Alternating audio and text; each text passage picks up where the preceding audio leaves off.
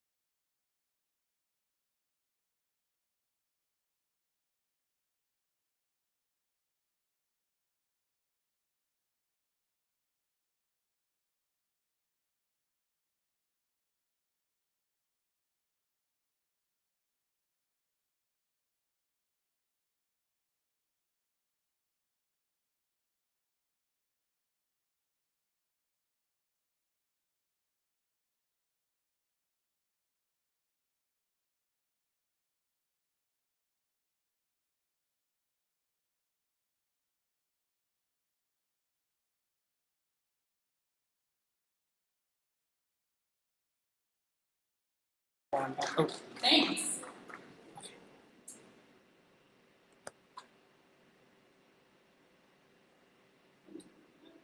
All right, I don't have any images. That's cool. If you live in the 5th district, it's not shown on the map because the map's not showing. John McGuire is your representative in the House of Representatives. He was elected in 2024 after defeating the incumbent Republican Bob Good. He also admitted to attending the Stop the Steal rally on January January 6th, It 2021. was working and now it's not. He states he did not enter the Capitol building.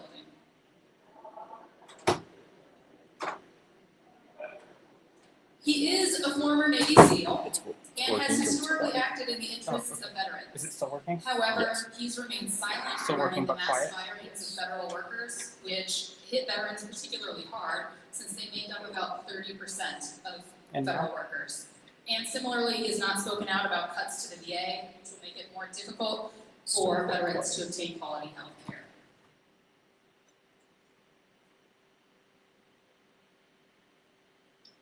In his telephone town hall, he repeatedly stated that he was a member of the Doge Caucus and that he supported their work to find what they call waste, fraud, and abuse. I think that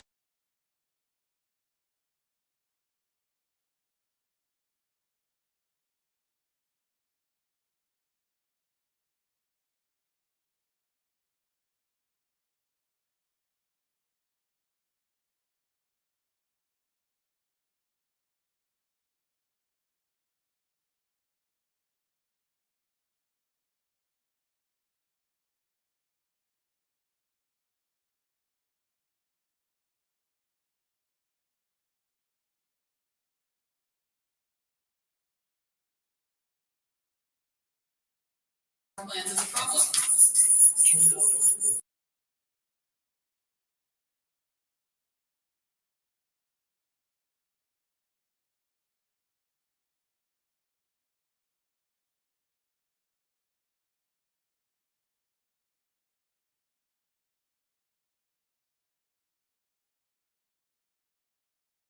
Officially announced a campaign for this office, but maybe we can hire someone in the audience this afternoon.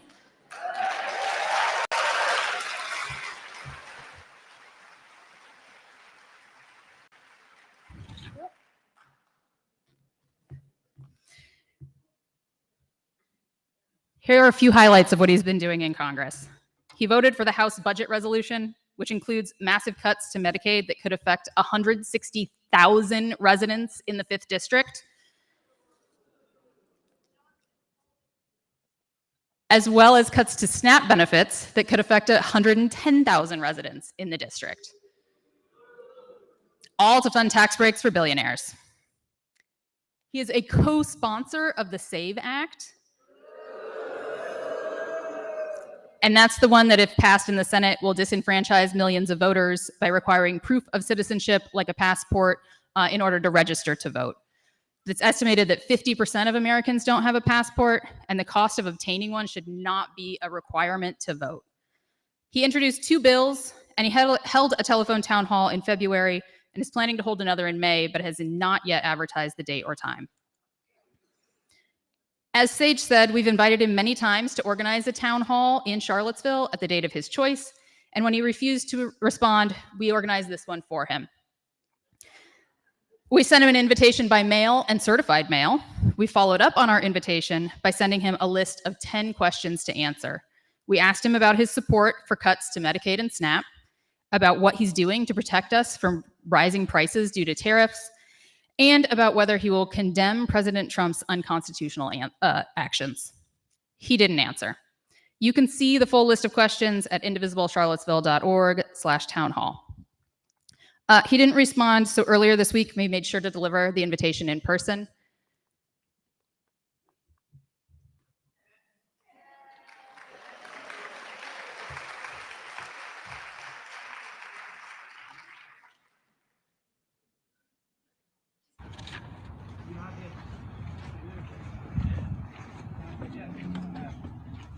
Representative McGuire. Hey, how are nice you? to see you. What's your I'm one of name? your What's your name? constituents.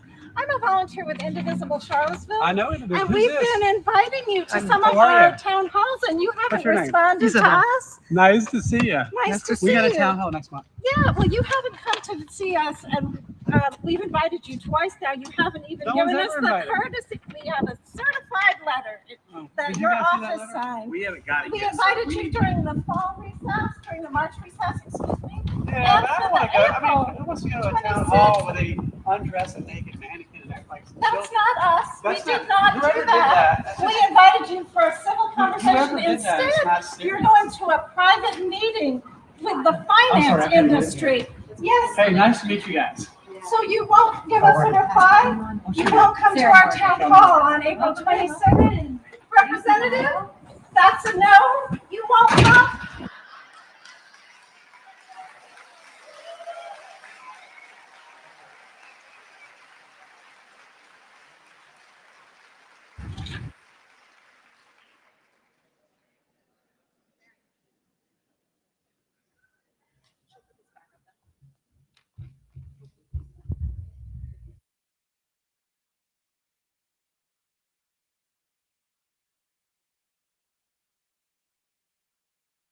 Crash.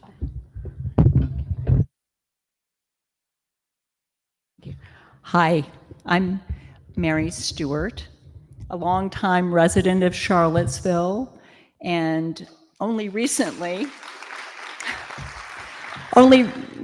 connected to Indivisible. Welcome, each and all of you. I'm a little nervous because I've never done this before, but now is the time. I'm here. We're all here. In planning this event, we've sensed that people really need opportunities just to be present and real together at a time of profound uncertainty and turmoil. Not that we should all agree, but rather the opportunity here is to be together in community. Chances are good that here in this room, there are some very different perspectives on what's unfolding in this country and how that touches our community, our families, each of us. And chances are good that in this room, there's anger, there's fear, there's grief, confusion, and likely also a whole lot of creativity, compassion, healthy curiosity, and a deep sense of commitment to what each of us holds most dear. We're here to try to hold all this and more as a community because that's what humans can do. And we trust that what emerges here will be helpful. We hope people will leave feeling like they're more informed by others' perspectives, less alone, and with some ideas and inspiration for further action. This is a vital part of what democracy looks like. We are the people in We the People. In that spirit, I invite you to take a few moments to see who's sitting near you, especially someone you didn't come with. Turn to someone on your right, your left, in front of you, behind you. Greet each other. Welcome each other here.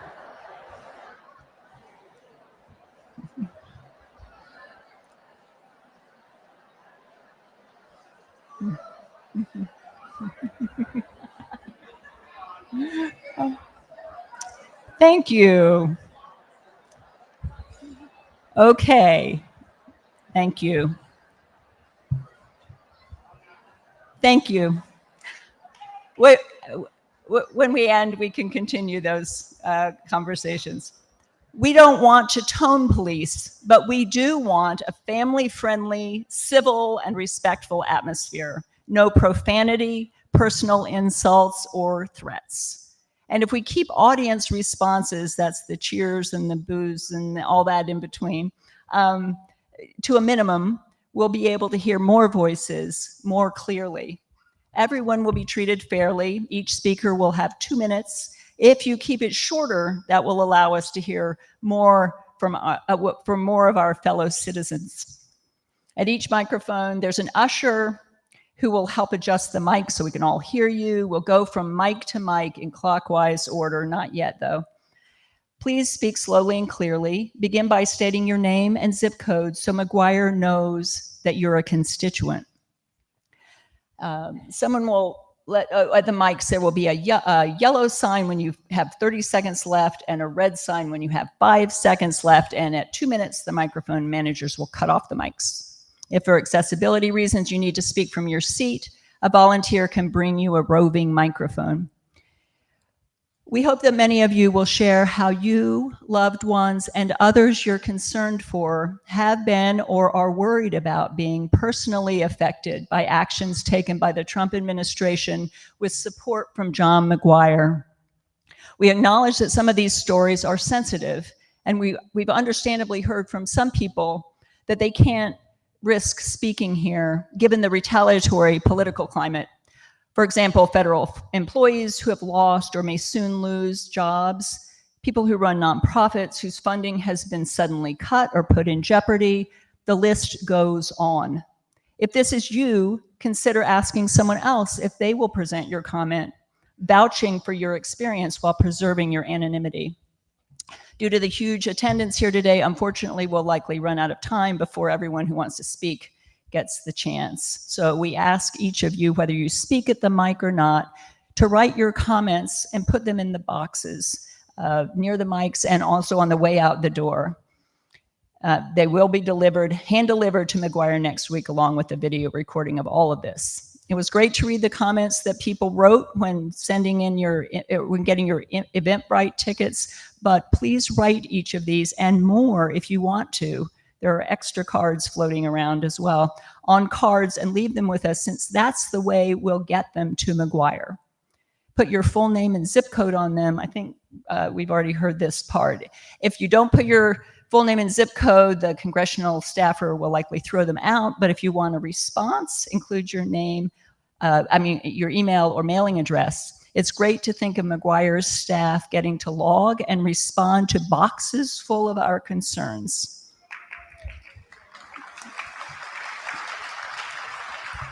And I hope those people watching the live stream or recording will also send mail to McGuire's office.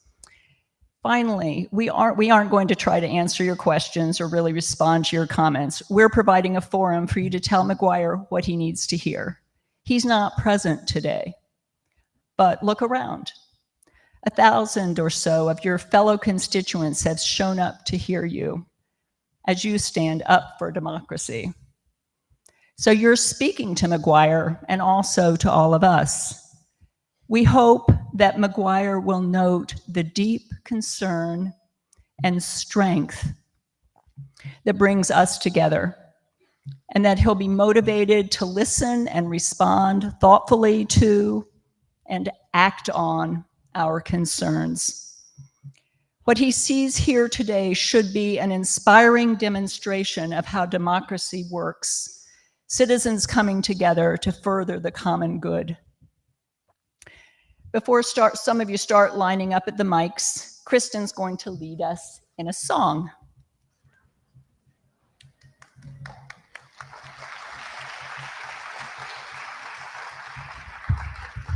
Hi. So I get you singing. And singing is a way to warm up your voice for talking. So a quick little introduction to this song. You're going to be singing, so listen so you can kind of get it in your heart. So when I was 5 in 1964, and now you know how old I am, my parents took jobs teaching at Tougaloo College, which is an HBCU in Mississippi. And we moved into a small 2-story house on campus. Tougaloo at the time was a center for the Mississippi Civil Rights Movement. Our house was the guest house on campus for folks who weren't welcome at local hotels. So I had a child's view of the planning and organizing of the movement among people who consistently put their lives on the line for freedom and democracy in the face of violence and danger. One of the things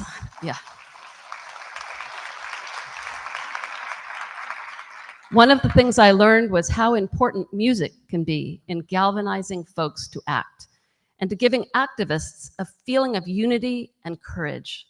As we get ready to speak truth to power today and in the days ahead, I'd like to share one of those songs with you, but I really can't do it alone. These songs are meant to be sung by everyone, whether you're a professional singer or completely tone deaf. This one's easy to learn and to sing, and I'll lead out the beginning of every verse with new words, and you'll join in as soon as you hear them and know what to do. You may know this song, you may not, it won't matter. So I'm gonna ask my choir to come over here and give me some moral support. And I'm gonna get a C so I can do it in the right key that I can actually sing it in. No, I don't. Can you see the words? You won't need to see the words after the first verse. All right. Ain't gonna let nobody turn me around, turn me around, turn me around. Ain't gonna let nobody turn me around. I'm gonna keep on walking, keep on talking, marching up to freedom land. Ain't gonna let race, hatred turn me around. Turn me around. Turn me around. Ain't gonna let race, hatred turn me around. I'm gonna keep on walking, keep on talking, marching up to freedom. Ain't gonna let the Congress turn me around. No, turn me around. No, turn me around. Ain't gonna let the Congress turn me around. I'm gonna keep on walking, keep on talking, marching up to freedom land. Beautiful, thank you.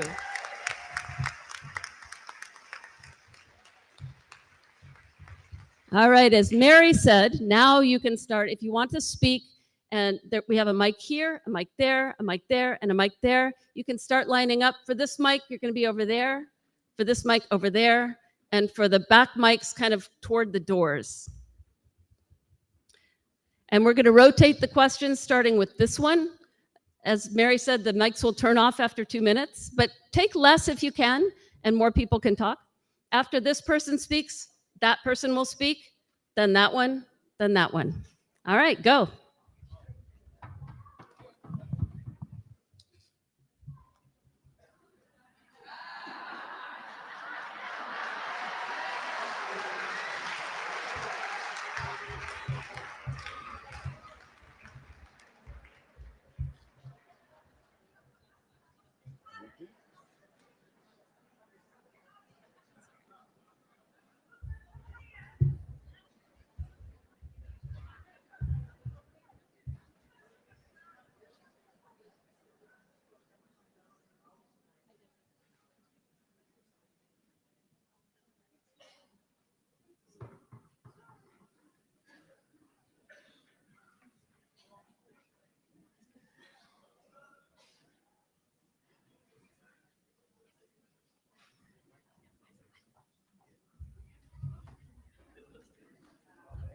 Is there someone at a mic with a question?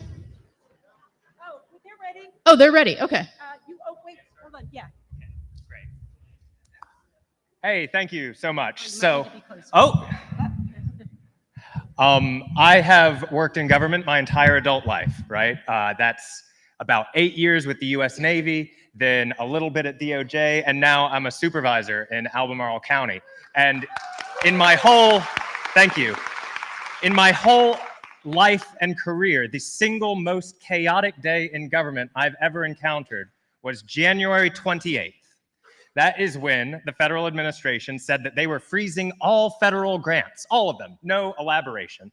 And we had no idea at the nonprofit I worked in the county government, what that meant. We did not know what that meant about our broadband expansion program. We did not know what that meant about free and reduced lunch. We did not know what it meant about housing choice vouchers, UVA's funding, schools, whether or not they would get the funding they need, whether or not our food pantries would stay open. It was so chaotic that the administration completely 180'd on it within 24 hours. But those policies have slowly crept back into place, and not because it's within the president's power, it's in Congress's power. It's happening because Congress, because McGuire is asleep at the wheel. And frankly, that I'm not surprised. I was prepared to be disappointed. The thing that has surprised me about our congressman is that I thought he at least would be someone who was bold, but I've been surprised by how much of a coward he is. Not just because he's not here with us, right? Not just because he's not here with us, but because he keeps saying what he thinks we want to hear and not what he actually believes. He said on his town hall, oh, the budget I voted for did not use the word Medicaid. Medicaid's fine. Even though you cannot execute the funding cuts he calls for without cutting Medicaid. So either he can't do math or he's lying to our face. The second bill he brought in Congress would make all of Southside face poisoning in their water supply, in their farmland, and yet he says to us, oh, that doesn't apply to Virginia though, don't worry. And most egregious, he says that he loves us. Now, I'm a married man. I like to think I know a little bit about love, and I don't think you can say that you love someone when you make their spouse unemployed, when you make their children hungry, and when you make their parents sick. So the question I would ask Mr. McGuire is, when the hell are you going to cowboy up? When are you going to say what you actually believe? Actually believe that some people deserve care for life-threatening diseases and other people deserve to die. You actually believe that the uranium supply chain is more important than healthy children and clean air in Pittsylvania County. You actually believe that there are, yes, people you love, and there are other people that deserve to be disappeared.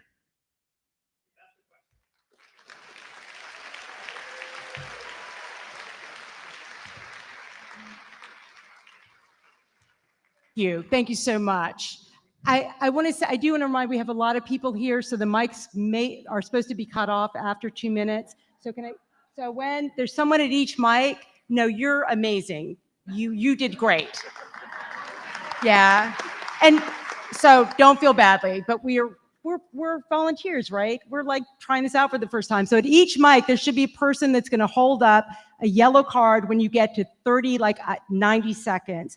And when they have the red card, not you, but everybody else needs to stop. He gets a pass. I invited this man, but seriously, we got to stop with like 4 mics, okay? Oh, got it.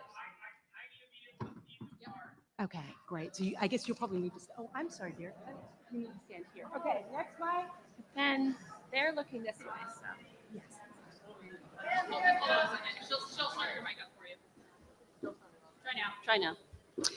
My name is Kathleen Schwartz. I live in Crozet, and I'm the child of immigrants from Germany who suffered during World War II.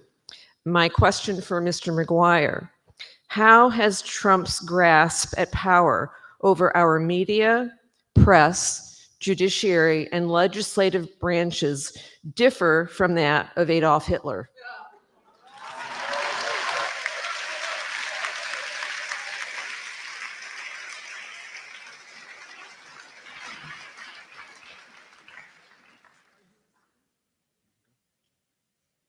I'm Suzanne Smith. I am from Charlottesville. My zip code is 22903 if you're looking for me.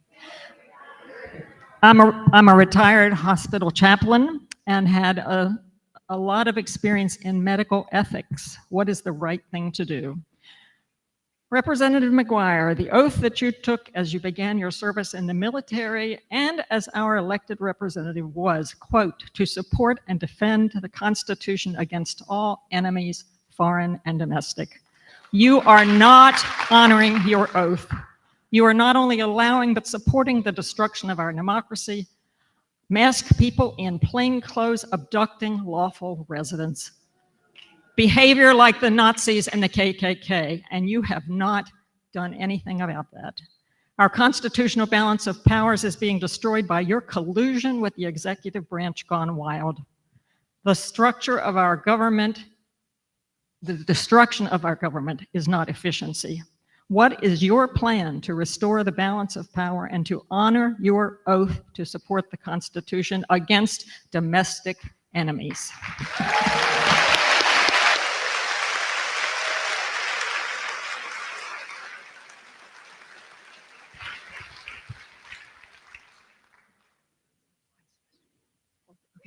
Hi, my name is Paula McConnell. My zip is 22936. I live on a small farm in Earlysville. My husband and I, totally responsible, do everything ourselves.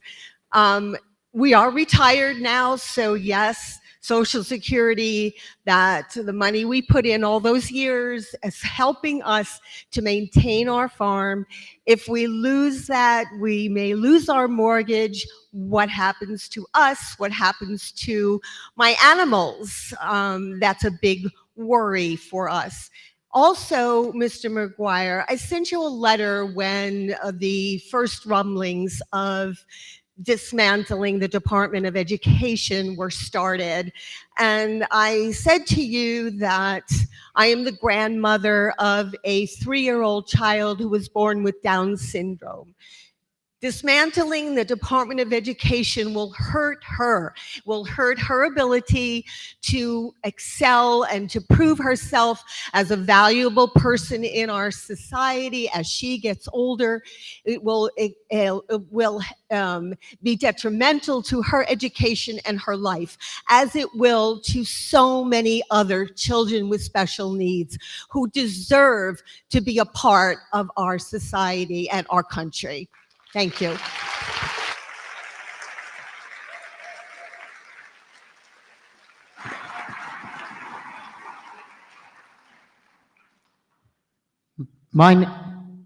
Sorry, I've never spoken one of these things before.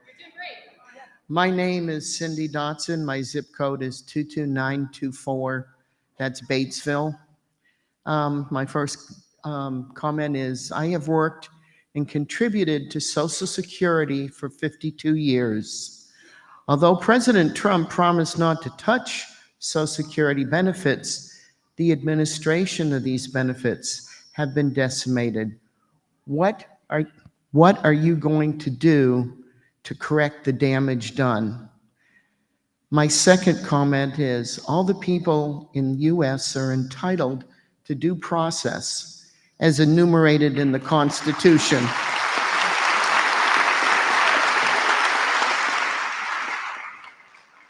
Recently, people have been kidnapped and human trafficked out of the country without due process.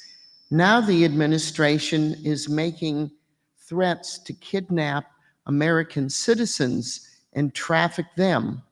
What are you going to do to correct this?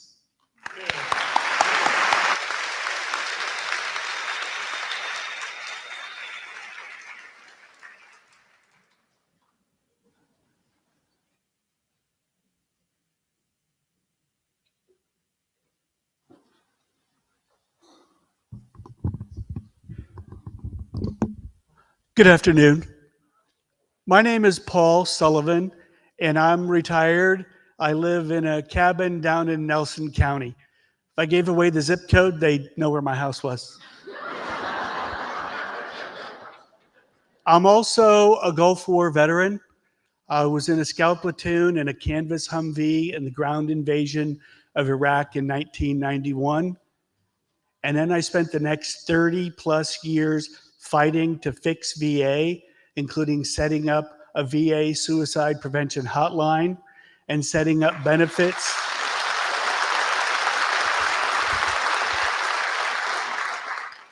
And setting up disability benefits for veterans exposed to toxins that made us ill and shortened our lives.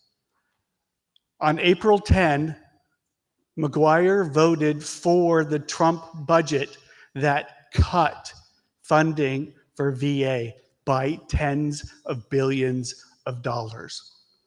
So my question to Representative McGuire, who's with the do-nothing, ignorant, malicious, rubber stamp Republican Congress, why did you vote to betray our veterans?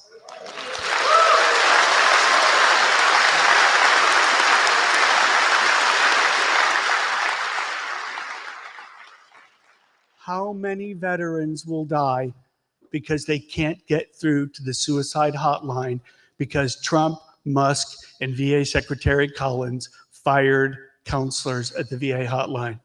How many veterans will become homeless and not get VA care because Trump and Musk and Collins cut benefits for veterans?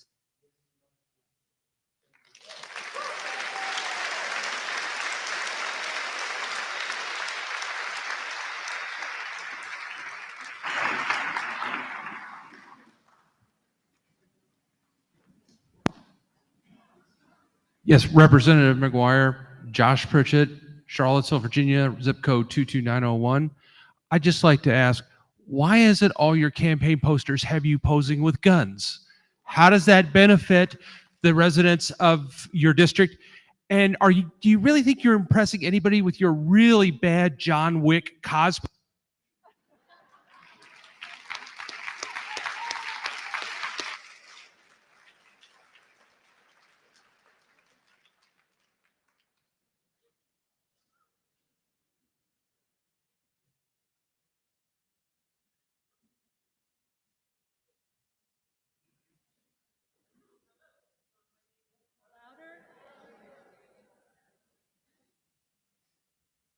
Hi, this is Claudia. I'm from zip code 22902. I wanted to thank Indivisible so much for today, and I think it's appalling that Representative McGuire couldn't make it. This is my first town hall, but I keep thinking about a town hall that I saw on live TV years ago. At that town hall, I watched Senator John McCain disagree with and correct a voter who voiced hateful misinformation about his opponent. And because integrity mattered more to him than political or personal gain, he spoke from his heart, and that moved me. I'm a Democrat, but I wept when I saw that. Today, we're watching the foundation of our democracy being dismantled in plain sight. To debate that reality is not just dishonest, it's offensive. You don't need a degree from an elite university to see it daily in the administration's own words and actions. I ask you, Representative McGuire, if you won't call out clear lies or anti-democratic actions, then where is the line? Or in other words, at what point do you think silence becomes betrayal?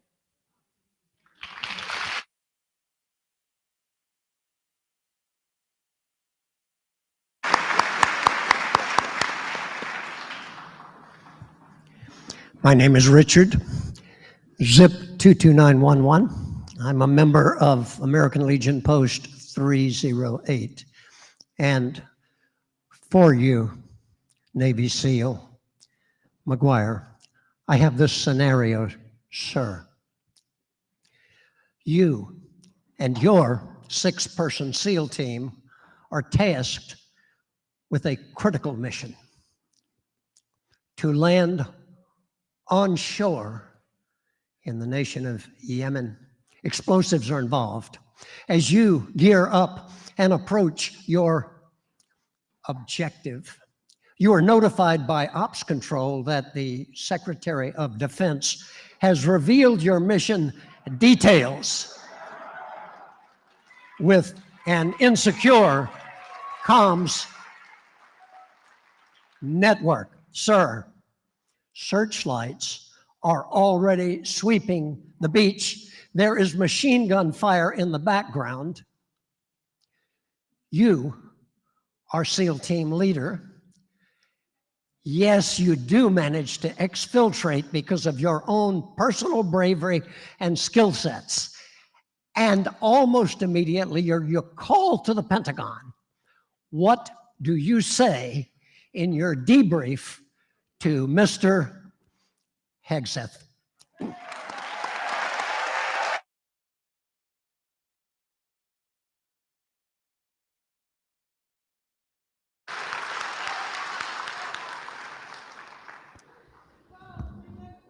Good afternoon. My name is Judy Dunscombe, zip code 22901.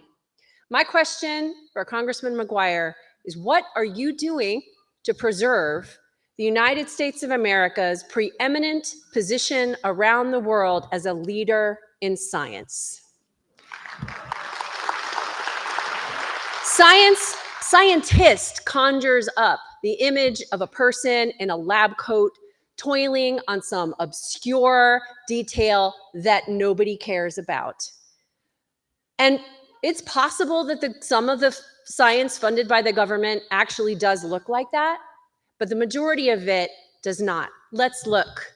The majority of the science that we use goes to predicting weather events that can cause harm to people and property.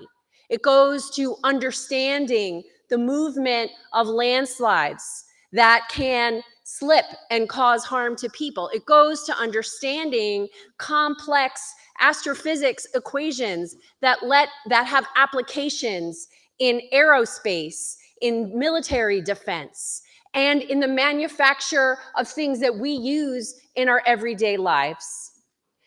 And there's a vast body of American science that goes for healthcare. The National Institutes of Health is the world's leading medical research agency, the largest funder of cancer research, providing about $8 billion in cancer science funding annually, and about 12,000 jobs are expected to be cut at the National Institutes of Health as part of the layoffs at HHS. And the administration has also canceled hundreds of grants to scientists. Raise your hand if you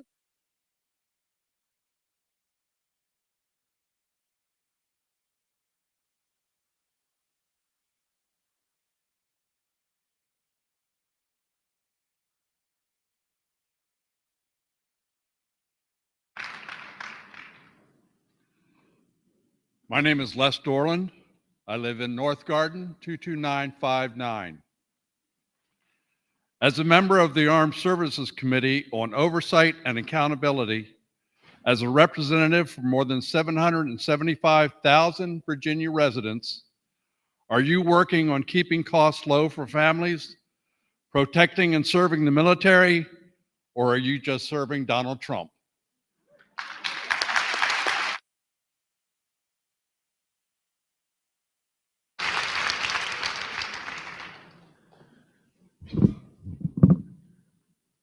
Hello, my name is Vernon Lechty. My zip code is 22901. I am a union member, and I am an educator in Albemarle County Public Schools. The reason why I'm here today is because of my neighbor. My neighbor came to ask me if I could come and speak about what's going on in the schools right now, what we've been doing to help organize everybody in the situation that we're in right now.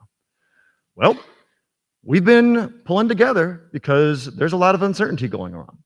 There's a lot of uncertainty in regards to the budget that's coming in from the federal government and state government too. So we are pulling together. We're trying to lift each other up. And what we need from everybody here is for you guys to help us, because we can't control right now that coming in, but we can control what happens locally.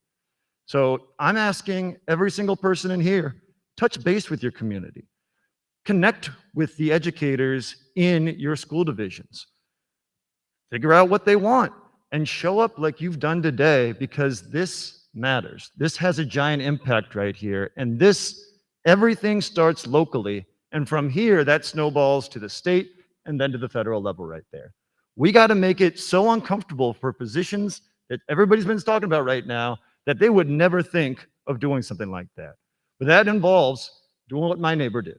Talk to your neighbor, talk to somebody else, get them to show up at a school board meeting, at a city council meeting, at a board of supervisors meeting. That makes a huge impact. Thank you all.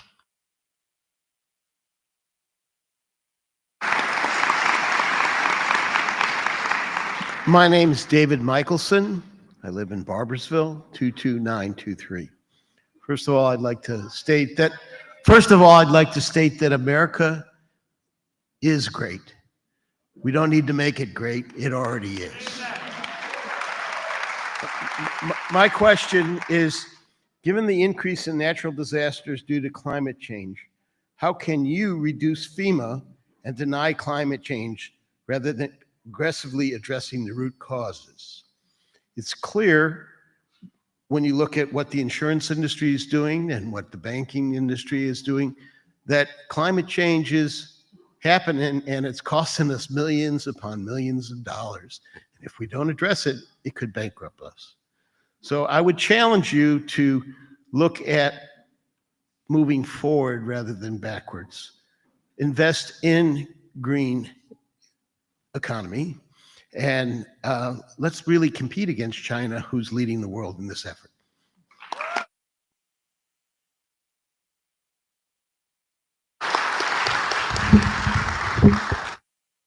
Hello, my name is Patrick Dennis. I live in Charlottesville, zip code 22901.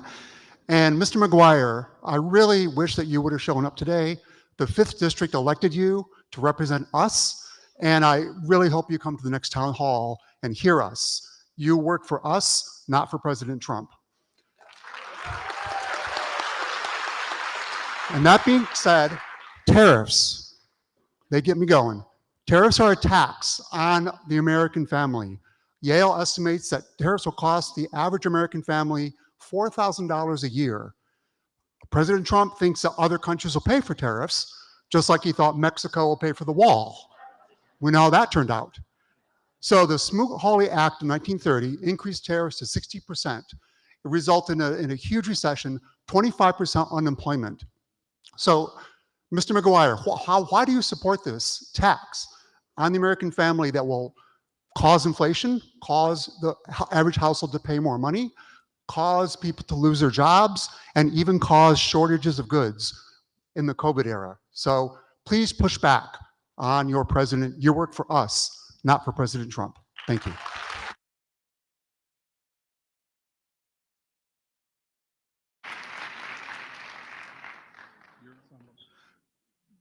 Hello, my wife and I live in the 22947 area. We're recent residents of this area. If you haven't guessed by my accent, I'm from New York. And we've been welcomed and warmed by the community. And my wife and I want to thank you all for that. I am a product of social programs. My father passed away some 60 years ago, leaving my mom to raise 4 children. Because of the social programs, Social Security and VA benefits, I was able to go to college and become a teacher. And having retired down to this area, I had the opportunity to teach in the Flavanna and the Albemarle school districts. So the fact that social programs are so important to a society, if I'm not one of the byproducts, hopefully that you could see what would happen if those programs disappear. So my comments are the following. There's so much power in this room that we fail to realize what power can be generated. I think one of the things we ought to start thinking about, because the people in Washington only listen when it hurts their pockets, I think that there should be a month-long economic boycott where you only buy the essentials, gas, food, medical, eliminate everything else, restaurants, all those other things, because that's the noise that's going to take to get Washington to do what we want to do. I am also a father of twin daughters. I am disheartened by the way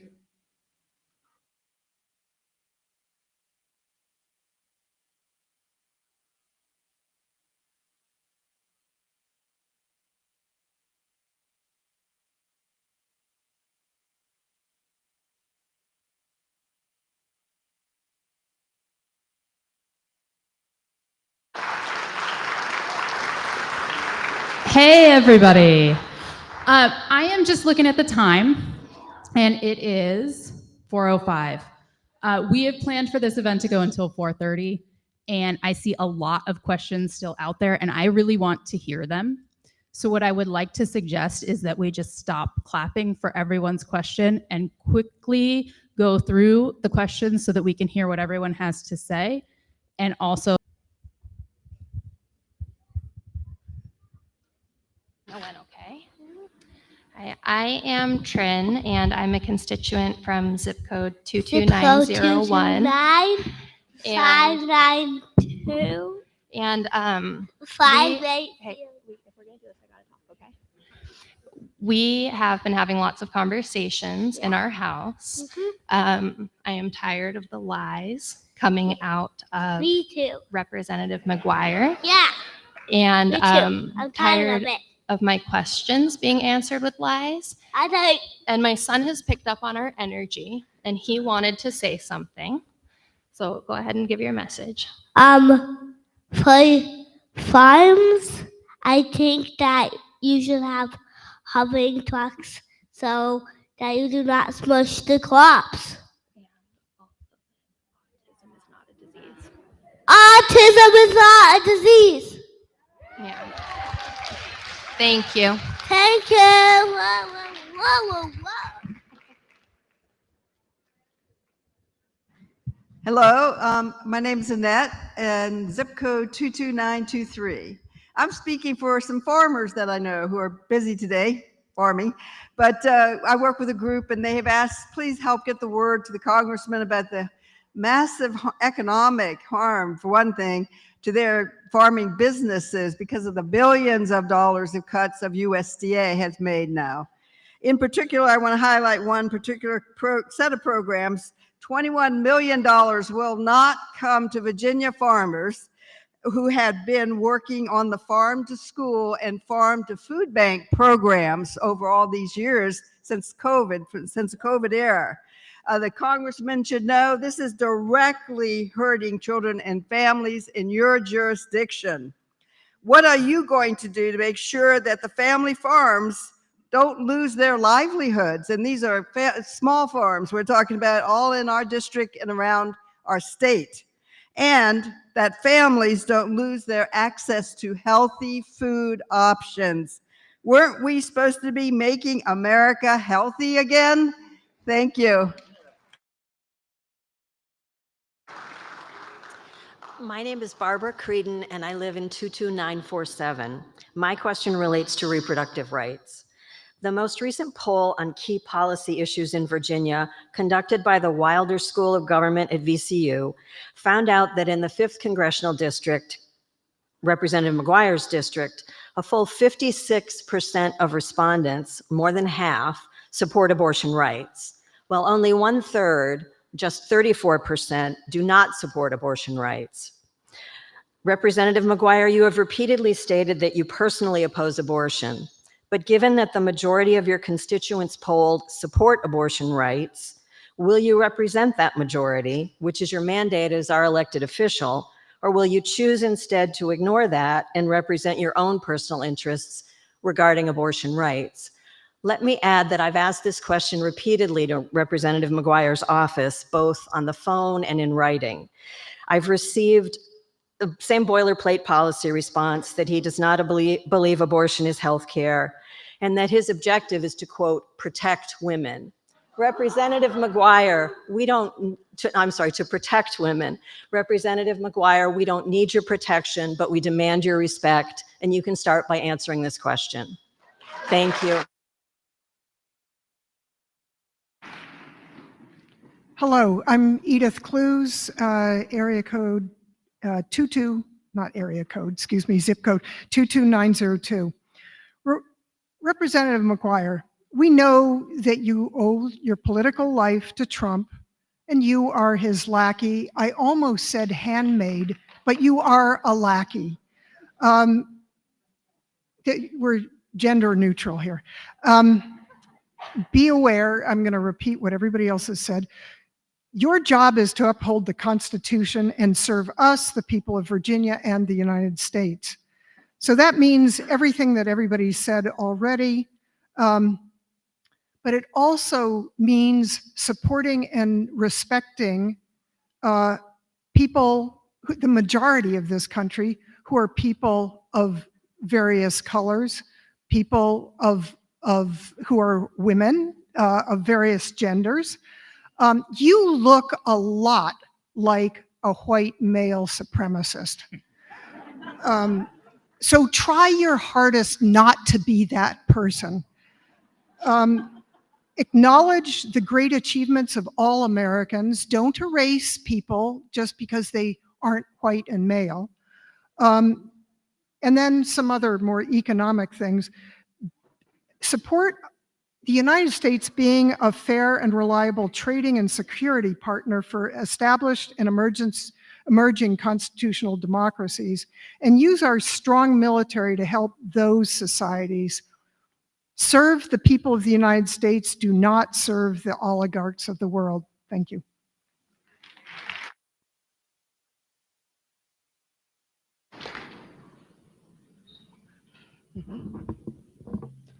Hi, my name is Priya, and I am in zip code 22911. I work for the Sexual Assault Resource Agency, a local nonprofit serving survivors of sexual violence. I am a survivor, I am the daughter of a survivor, and I am the granddaughter of a survivor. I also have a beautiful 13-year-old daughter who I hope never has to experience it. But in the worst case, if she does, these are life-saving services that Sarah provides. What I want to know, not my representative McGuire, is what are you going to do to stop the federal funding cuts that are drastically affecting the ability for us to do our jobs? What are you going to do to immediately reinstate those funds and show actual support to these women that you love? 1 in 3 women, 1 in 6 men, and 1 in 2 of the LGBT community are affected by sexual violence. So what are you going to do?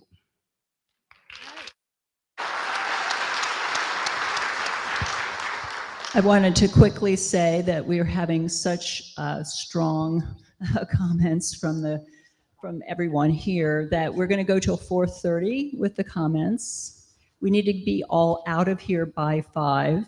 So after the comments end, we have a couple of speakers that will speak for 5 or 7 minutes each, and I hope everyone will stay to hear them, and then a closing. So thank you.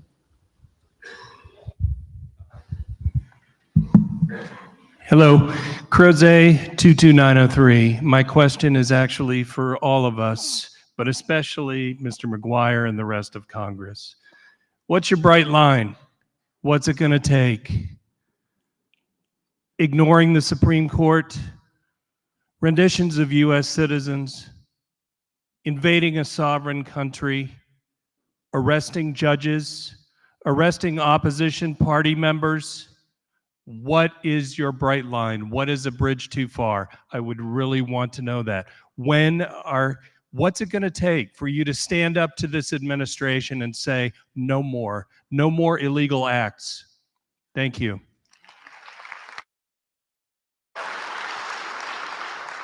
My name is Bob Devereaux. I live in Charlottesville, 22902.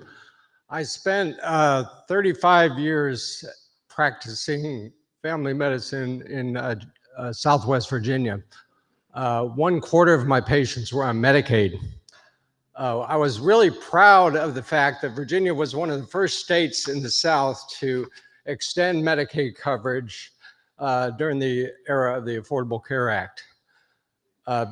My question for the congressman is, what are you going to do to protect the 1.8 million Virginians that are covered by Medicaid and rely on this for their only means of health insurance?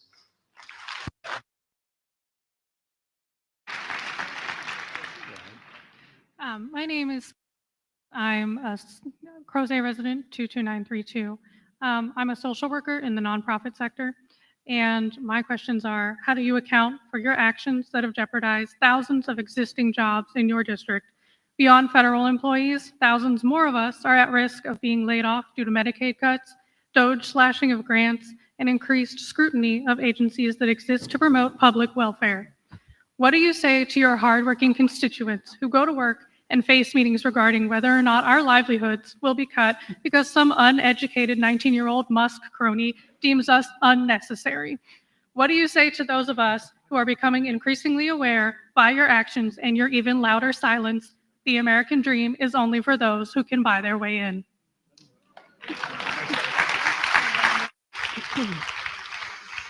My name is Wendy Walters, zip code 22911, and I scribbled these notes in between taking care of my children to get here today. Hope it works. I'm a survivor, which my t-shirt says, of osteosarcoma. It's bone cancer, which typically maims and kills children. I endured barbaric treatments and surgeries that children have to endure, which would bring any adult, let alone children, to their knees. I am here to speak for the children because they cannot speak for themselves and they cannot vote yet. Cancer research saved my life. Cancer research saved the life of my children's mother. Medicare Part A saved my life.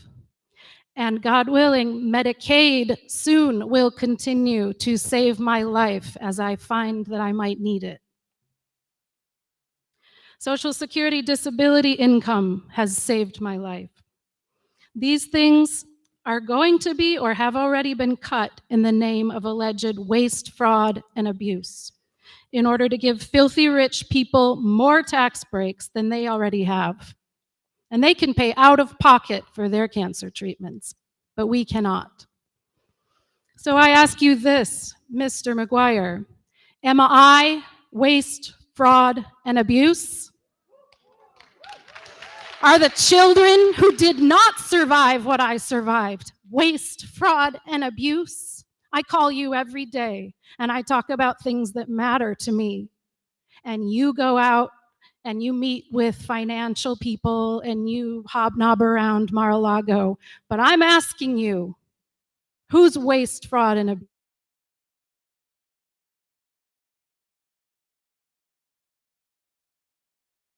Good afternoon. I'm Father Tony Andres, pastor of St. John the Baptist Episcopal Church in Ivy. My home zip is 22920. Mr. Non-Representative McGuire, I have, let me give you a preamble to the question. That is, 60 years ago, I interviewed a congresswoman, and there was a scandal going on in Washington at the time. At the end of my interview, I said, Congresswoman, what are the ethical implications of all this that Congress should be dealing with? She said, young man, Congress doesn't deal in ethics and morality. Mr. McGuire, isn't it time you began to deal with the moral questions involved, not just the political and economic issues? And if you answer yes to that, here are two ancillary questions. What Donald Trump has said he wants to make America a Christian nation. What part of the Christian gospel allows this government to cut off aid to women and children in Africa so that they are dying? What part of the Christian gospel allows money to be taken away from those who need help in Haiti where they are starving?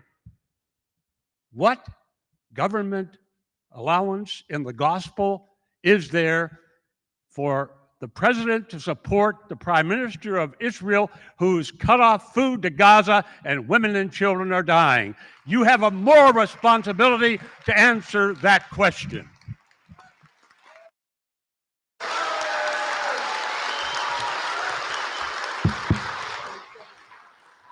Hi, my name is Khalil from Charlottesville, 22902. And I have to ask John McGuire, what is he going to do about gun violence if he opposes gun control? Because so many people only oppose gun control or any other means to go around it, and they oppose gun control until it benefits them. NRA did not want smart guns. They wanted regular guns because they get paid getting killed off of these instruments of violence. And NRA can't make up its mind. And the problem I'm finding is so many people want to deflect attention, whether it's officers outgunned or the inconsistency of the gun control crowd, and they get away with it. And that's why we don't have safety. And I'm going to ask John if he's serious about gun violence. Don't just say you're exploiting somebody, you know, because it can make you look really just a horrible person. And then not only that, but people need safety. And if you're going to say that, then at least call out the NRA for being inconsistent. Thank you.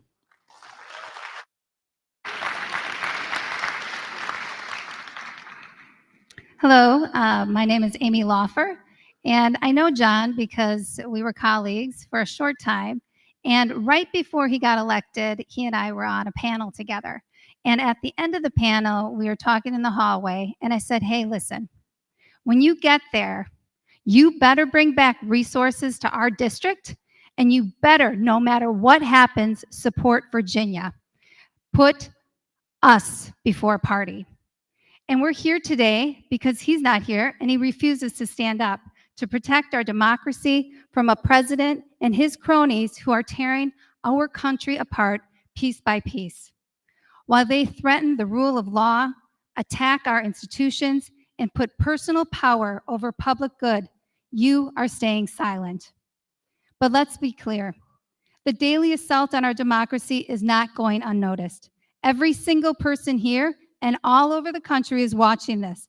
Every lie, every abuse of power, every attack on our freedom, we see it. The MAGA Republicans are too scared of Donald Trump, including you, to stand up to him. But we're not, and we're not going away, and we are not going to be silenced. There are so many issues we could talk about today. We've already talked about the SAVE Act, which I cannot believe you sponsored. This would prevent almost 70 million women from voting because of the change of name. I also want to talk about, though, the fact that the president is attacking Act Blue. Act Blue is a platform used by Democratic candidates and organizations to collect grassroots donations. And since this president took office in January, Act Blue has brought in more than $400 million, the most in its 20-year history for Q1. He sees it as a threat. He knows that when we come together, we are powerful. So now he's trying to shut it down and silence us, but we will not be quiet. Thank you. Hello, I'm Cassie, 22902. I'm a constituent. Yesterday, talking about the SAVE Act, Councilperson Dexter advocated for an amendment and proposed amendment that would defend married women who changed their last names not to be shut out of the ballot and make sure that democracy includes us all.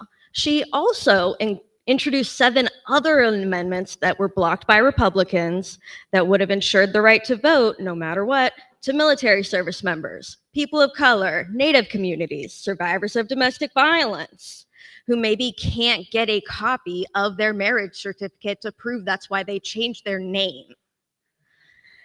On and on and on. I have more though. I work at a nonprofit that helps people with disabilities. The Department of Education funds a great deal of what we do, and the disability portion of it is one of the first ones that they wanted to just shuffle off to a different thing, or a different organization, part of the government that doesn't have any experience doing this. If you say you care about all of us, about people with disabilities, why wasn't any transition plan decided on ahead of time? Why wasn't it laid out so that people who have disabilities aren't the ones who are suffering? This is my final bit. No one cares about you. No one cares about what you think or your strongly held religious beliefs. Nobody cares which oligarch is your favorite. You represent us. What we care about matters. Thank you. Okay, we have time for one question at each mic before we are going to be out of time for questions today. I so appreciate everyone who came out with a question and is waiting in line. Please make sure those get into a box so that we can send them to Representative McGuire. Thank you. Okay. I'm Bob McAdams, 22901. I'm a 79-year-old retiree who depends on Social Security and Medicare for my survival. I worked for 23 years as a customer support analyst for a local software company. I am appalled that 20-something Doge hackers have access to Social Security, Medicare, IRS, VA, and dozens of other agency databases. They have no business there. It's illegal. A court has ordered them out. Representative McGuire, what will you do to get the Doge hackers out of our sensitive data?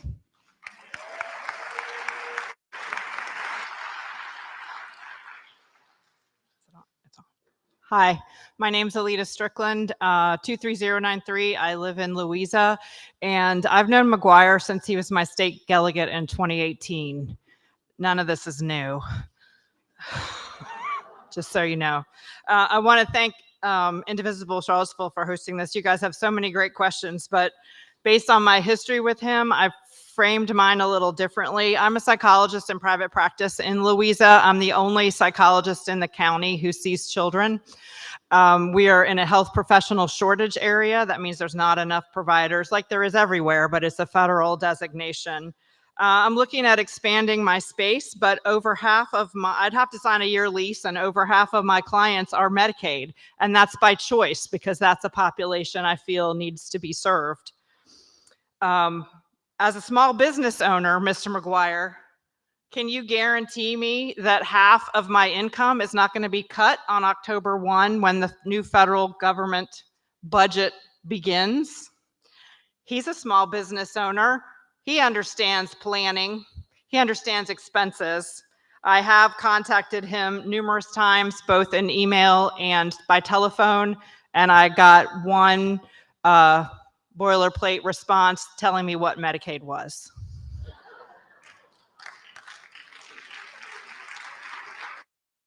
My name is Creed Deeds, 22902.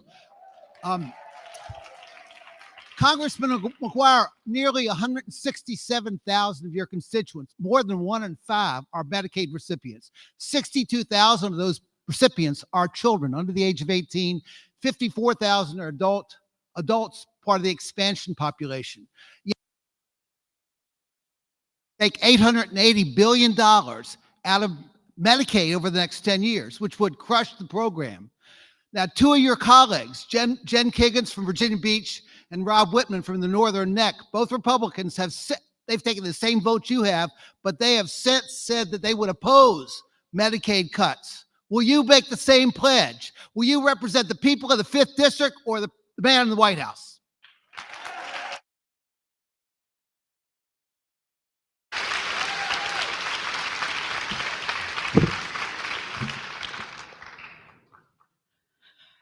My name is Lily. My zip code is 22903. I am a student at the University of Virginia. I have seen with my own eyes how student activists, especially students of color, are being targeted by the Trump administration. President Jim Ryan just signed a joint statement with 150 universities condemning the overreach of the Trump administration. As a Navy SEAL, you swore to protect our freedom. Will you man up and fulfill your promise to protect the rights of students?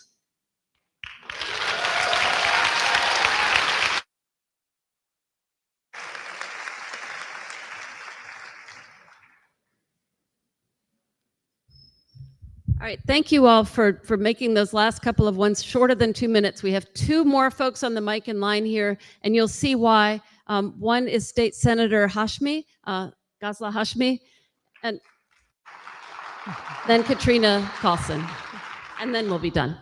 Well, good afternoon, everyone. I'm State Senator Ghazala Hashmi, and I'm also a candidate for Lieutenant Governor. I'm running to be your next Lieutenant Governor. Now, I am not a constituent of Mr. McGuire, nor do I have any questions for him. I had the opportunity to serve briefly. He was briefly in the Virginia Senate as my colleague, and frankly, I was not impressed with his time there. I have no questions for him, but I have a plan of action for each and every single one of us. You have shown up here today. This is an important step. So many of you have spoken. You said this is your first town hall. This is the first time you are speaking. This is critical action. Now, I was a mild-mannered community college professor back in 2016, and then Donald Trump landed on us like a thud on our heads, and I went to my first town hall. I joined my first Indivisible in Richmond, and I decided to run for office because of the inspiration that I found with groups of like-minded people. We can take action. We can make a difference. And I just want to say one thing to Mr. McGuire. You know, he is someone who is afraid of pronouns. I heard him say that over and over again. I want to remind him that there is a critical pronoun that is the very first word to the preamble of our Constitution, and that is we the people. We the people are stronger together. We the people are bolder together. We the people will save this country in 2025 when we elect a Democratic trifecta, a Democratic majority. We are going to send a signal to the rest of the country that the politics of Donald Trump will not stand.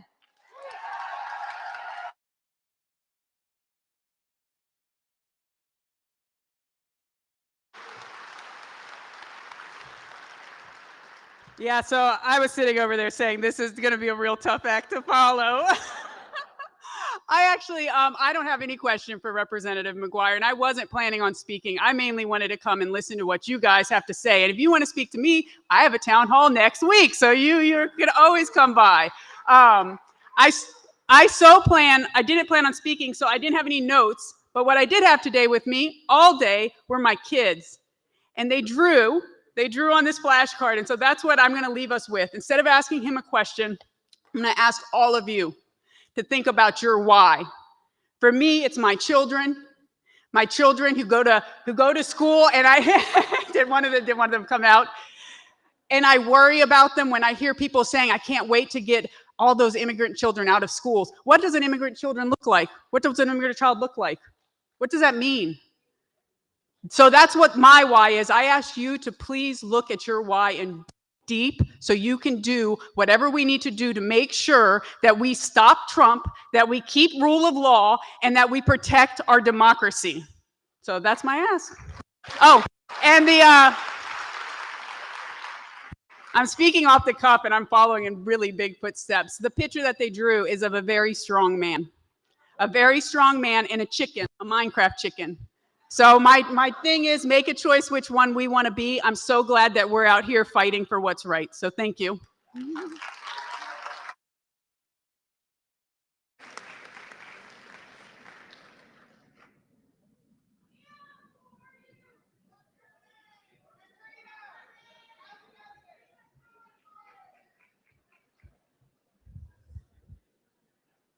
All right.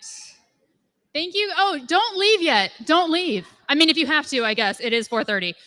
But we do have a couple of speakers that we were hoping to come up on the stage and talk a little bit.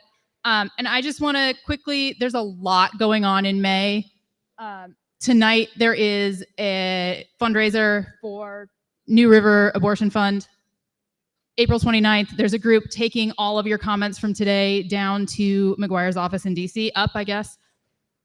May 1st, there's a protest. There's 3 more things on the next slide. May 4th, there's Labor in the Park. You can learn about unions. May 23rd, another fundraiser. And John McGuire is having a town hall, a telephone town hall in May. So get ready to participate in that. And now I'd like to invite Charles Barzin up to the stage. He's going to talk to us about constitutional order and why what we do matters.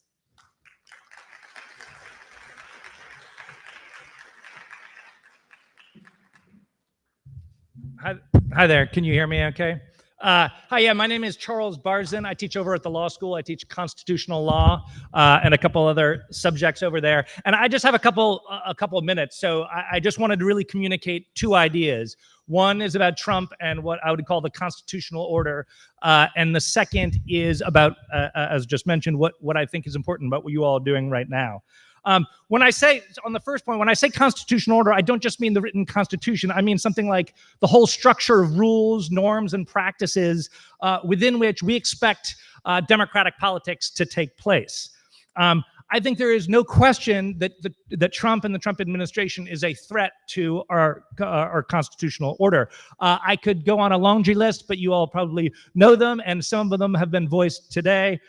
Everything from defunding congressionally authorized agencies without authorization, to denying due process rights of immigrants, to denying free speech rights of universities, or at least attempting to, and very many other things, some of which have been mentioned.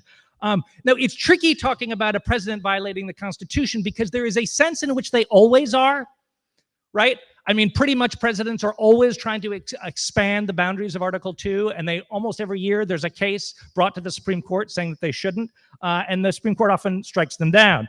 And so there is something in which there's always an alleged, you can always argue that the president is violating the Constitution. However, I don't think I am alone in concluding that the speed, scope, and scale with which the administration has taken obviously unconstitutional or arguably unconstitutional actions in the first couple of months of their administration is unprecedented in a long time. Certainly not in my lifetime has there been something like this. When I talk about this with Trump supporters who are law professors, there are a few, what they've sometimes point to is the New Deal. The New Deal amounted to a kind of constitutional revolution of sorts. And I actually think they're right about that, right? I think this is an inflection point in history. And the question is what we're going to do about it now, which leads to my second point. Now, as you all probably know, the way the system is supposed to work is that there are three branches of government, and they're supposed to check each other, right? Madison famously wrote in Federalist 51, we must let ambition counteract ambition. That's the idea. Same goes with federalism with the states. But the problem is that's not how it's turning out, as you all know and has already been voiced today. As Michael said earlier, Congress is asleep at the wheel. Now, it's pretty obvious why that's happening. I think there's widespread consensus and understanding about why that's happening, because what it turns out is, and the framers did not foresee this, that partisan loyalty trumps, no pun intended, institutional loyalty. We don't need to tell Mr. McGuire that that's how he got his seat from Bob Good. They're all worried about being primaried, right? So it's pretty obvious what the incentives are for Congress, and that's why we're not seeing much from them, which is why it's good you're all here voicing your concerns. Now, the second main branch that could counter the executive is the courts. They have the advantage, obviously, of not having to run elections and not having to worry about primaries, and that has made a big difference. Right now, it seems like the courts are really the kind of main resistance to some of the unconstitutional actions the administration has taken. The other day, the court issued a 7-2 ruling that is a pretty big deal to stopping the administration from deporting a group of immigrants. So let me stress that is what that is very good that the courts are doing that, but that you should not depend on the courts to save us. They will not save us for two reasons. One is some of the things that the Trump administration, some of the worst things they're doing are not even necessarily unconstitutional in a strict sense. Think of the January 6th pardons, right? Efforts to deny security detail from political enemies, right? The priorities of the DOJ, which the president has the absolute authority to set, are very concerning. So the constitutional order is a lot more than just a set of formal rules, and yet the courts can't do anything about that, right? It's the habits, the practices, the attitudes about an environment of fair play and reciprocity in a system of sometimes quite intense democratic politics. So the second reason why not to look to the courts is because the court's power is really very precarious. Right? As Alexander Hamilton famously said in Federalist 78, what makes the courts were the least dangerous branch because they have neither the power of the purse nor the power of the sword. What he said the power they did have was the power of judgment. Now, what he meant by that, I think, was that they would follow the law and not their will, as he called it. But there is judgment in another sense that has proven very important over the nation's 200-plus year history. Right? Courts have to have a kind of political judgment, because if they issue an order and it is ignored, then their credibility and their ability to enforce future decisions is squandered. So they have to pick their battles and be very careful about when they do and do not intervene, right? So the New Deal revolution was essentially ratified, not literally, although some have argued that, but that it's kind of got the popular consent when FDR was reelected in a major landslide in 1936, right? So quite dramatic constitutional upheavals can get a kind of democratic blessing. So the real question is whether that's going to happen now. Right? People often ask, oh, is Trump going to comply with Supreme Court orders? Well, the more important question is, will the Supreme Court issue the order in the first place? Now, I say that not because I was claiming that the Supreme Court is a bunch of conservative hacks, because I actually think that even some of Trump's own appointees are very concerned about what's going on. If you listen to the conservative constitutional commentariat right now, a lot of people are very concerned, right? And the Supreme Court clearly has acted on that. So rather, it's because they know that they have to pick their battles, and they know when the political winds are at their back and when they're facing strong headwinds. So the question really now is this going to be a moment like the New Deal that gets ratified? Do you want to say yes to what Trump has been doing, or do you want to say that's not the kind of country we want to live in? Either way, it's important that you get your voice heard. Let me just end with a very famous quote, at least famous in my world, from a judge named Learned Hand, who is sometimes called the greatest judge never to have sat on the Supreme Court. This is what he wrote in 1944 in an essay, I think it was a speech, called The Spirit of Liberty. I often wonder whether we do not rest our hopes too much upon constitutions, upon laws, and upon courts. These are false hopes. Believe me, these are false hopes. Liberty lies in the hearts of men and women. When it dies there, no constitution, no law, no court can save it. No constitution, no law, no court can even do much to help it. But while it lies there, it needs no constitution, no law, no court to save it. Thank you.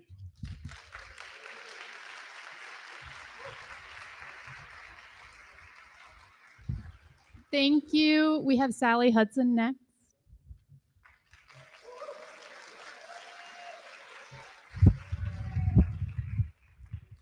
Thank you very much. My name is Sally Hudson, and I used to serve Charlottesville and Albemarle in the Virginia House of Delegates. Thank you. The fine folks at Indivisible asked me to close things out and remind us all that it is always election season in Virginia. In Charlottesville, we have elections every single year, federal races in the even years, state and locals in the odds. Our general election is in November, our primaries are in June, and that means it is time for you to vote once again. The primary is on Tuesday, June 17th, and early voting starts this Friday, May 2nd. And so I'm here to talk with all of you about what is on your ballot this June. There are three big things that you have to make choices about: lieutenant governor, attorney general, and your county board or city council. The race for governor has already been decided at the primary stage because both of the major parties have only put forward one candidate, but those other races matter just as much. As you heard from Senator Hashmi here today, you're going to vote for lieutenant governor, and they don't get a lot of limelight in Virginia, but they have a very important job to do.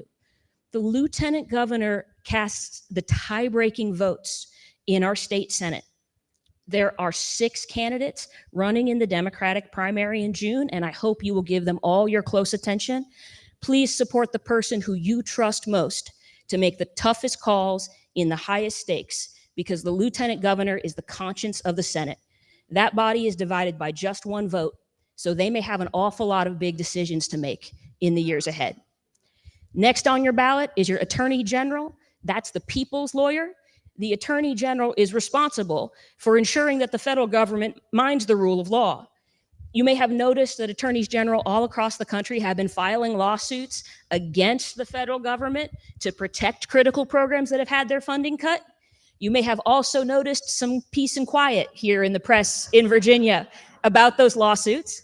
And that's because our current attorney general, Jason Miyares, cares more about defending Donald Trump than he does about representing all of us here in Virginia. So when you pick the nominee for attorney general on your ballot in June, you are picking the person who will be his opponent this November. Jason McGuire is running for re-election, and when you vote in June, you're picking the person who you trust to take on the big fights and win. If you live in Albemarle County, just to the west of us right now, in the Jack Jewett District, you've got a race for county board. Our county board members govern our local housing and schools and transit and water and all of that stuff that matters for our daily lives. And if you are a Charlottesville city voter, we have a very important election for city council coming up. Do me a favor, raise your hand if you're a Charlottesville city resident. Okay, most of you. One more time, raise your hand if you have ever heard of ranked choice voting. Beautiful. Your ballot's going to look a little different for city council this year because we are using ranked choice voting for the very first time.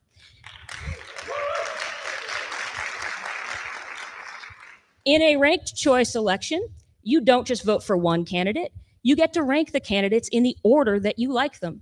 There are 3 people running for city council, so that means you get to rank a favorite candidate first, your second favorite second, and the person that you like least third.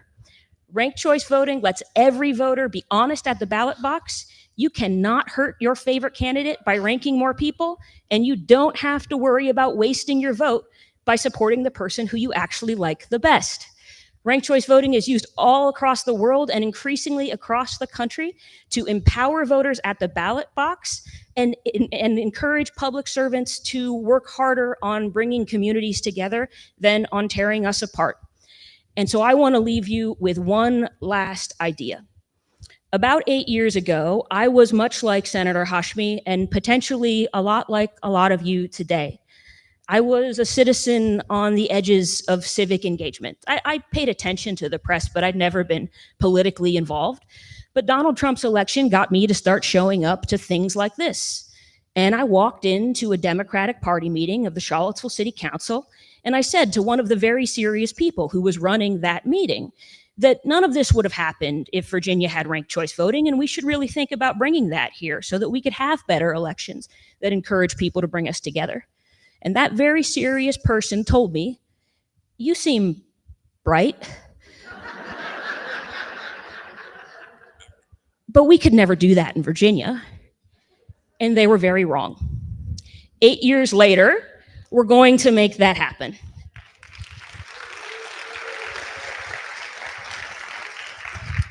So sometimes it may take a lot of work, but please remember that Central Virginia has a long and storied legacy of forming a more perfect union, and we can continue that work here and now today.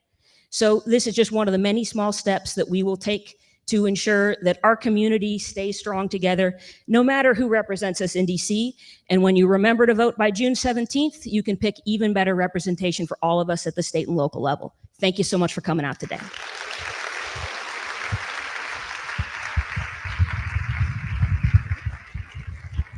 Thank you, Sally. I think I am batting wrap up or batting, what do you call it? Batting cleanup? Here. Do you have anything to say? Or are you part of the choir? Okay. So don't get up yet. Wait. So I am going to ask you to stand and not walk. You have to sing one more time. And I promise you it will be worth the 3 minutes it's going to take because you will feel so much better when you leave here. So in August of 2017, there was a song that brought strength and courage to the clergy and other leaders facing violent white supremacists gathered at the Unite the Right rally downtown. When the mob surged toward them, the clergy started to sing, and it helped them hold the line and not to give up in the face of fear and hatred. Maybe that would help Mr. McGuire be a little braver. We'd like to share that song with you and urge you to sing it with us, loud and brave, so we can all gain courage here in this room for the important work ahead. A lot of you know this song. If you don't, it's another easy one. We'll lead the words. You sing the song. If you want to sing harmony, throw it in. It's This Little Light of Mine. It may sound familiar. And I'm going to... This little light of mine, I'm gonna let it shine. This little light of mine, I'm gonna let it shine. This little light of mine, I'm gonna let it shine. Let it shine, let it shine. it shine. I've got the light of freedom, and I'm gonna let it shine. I've got the light of freedom. I'm gonna let it shine. I've got the light of freedom. I'm gonna let it shine, let it shine, let it shine, let it shine. Everywhere I go, I'm gonna let it shine. Everywhere I go, I'm gonna let it shine. I can hear you. Everywhere I go, I'm gonna let it shine, let it shine, let it shine, let it shine. This little light of mine, I'm gonna let it shine. This little light of mine, I'm gonna let it shine. This little light of mine, I'm gonna let it shine, let it shine, let it shine, let it shine. Thank you. As you go out, keep listening, but we'd like to thank the staff of the Martin Luther King Performing Arts Center who kept all these mics and lights going, all the wonderful volunteers who made the event possible, everyone who donated or is planning to donate. There is a table out in the lobby. Dr. Charles Borzin and Dr. Sally Hudson, everyone who shared their thoughts today and bravely got up to the mics, and everyone here who helped us speak truth to power and let our congressmen know we will be heard. Thank you.